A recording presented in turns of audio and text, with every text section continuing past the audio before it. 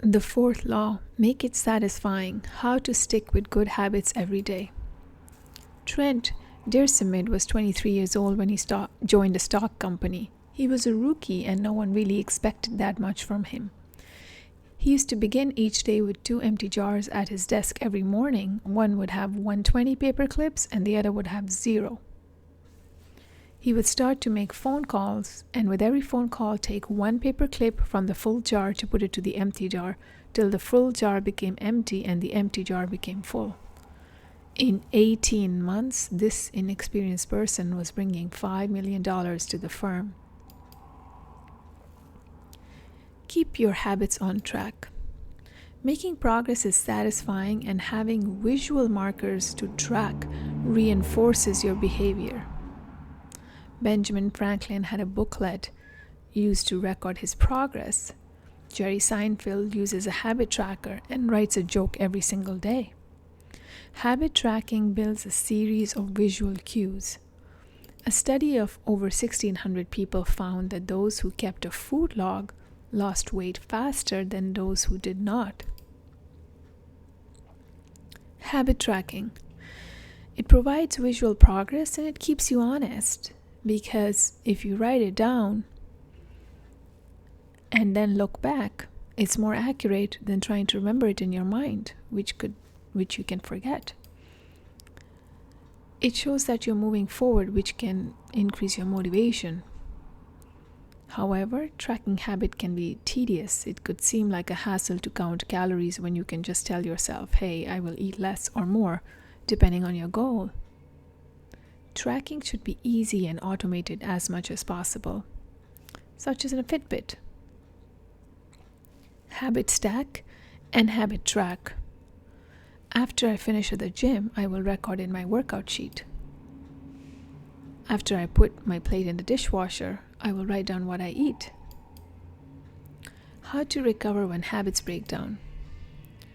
You cannot be perfect all the time, but try to avoid a second lapse. If you miss workout once, next time, even if you put in less time or effort, at least do it. Don't compound your lapses. It's more important to be the person who does not miss workouts, even if they are not perfect.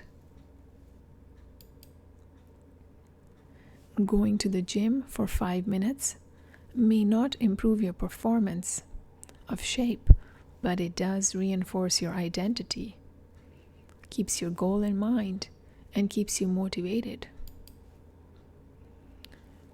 When to track and when not to track.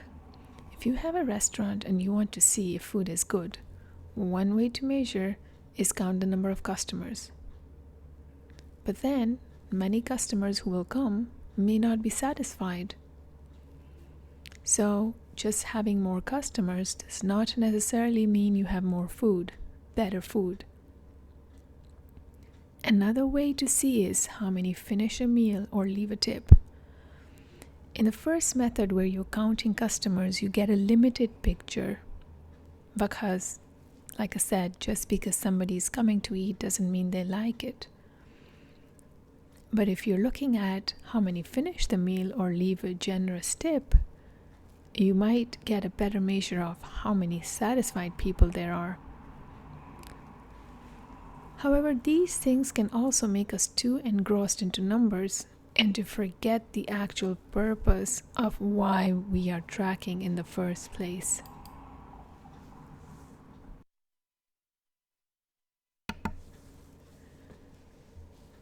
When to track and when not to track. Goodhart's law. When a measure becomes a target, it ceases to be a good measure. So sometimes we focus on working long hours rather than purpose of the job. We teach at standardized tests to get high scores, but we forget that that is not the only measure of curiosity, creativity, learning, critical thinking, and innovation. In our data-driven world, we overvalue numbers and devalue things that are hard to quantify. So just keep in mind, Just because something can be measured does not necessarily mean it is important or it's the only important thing. And only because something cannot be measured does not mean it's unimportant.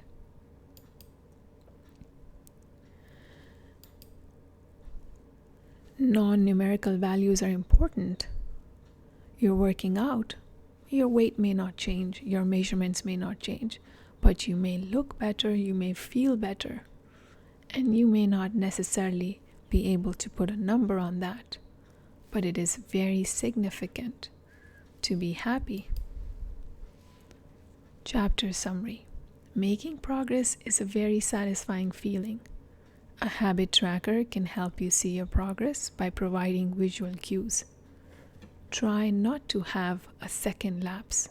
Don't miss twice. Don't focus too much on measuring, or it shouldn't be your sole focus. Sometimes it's not helpful or important.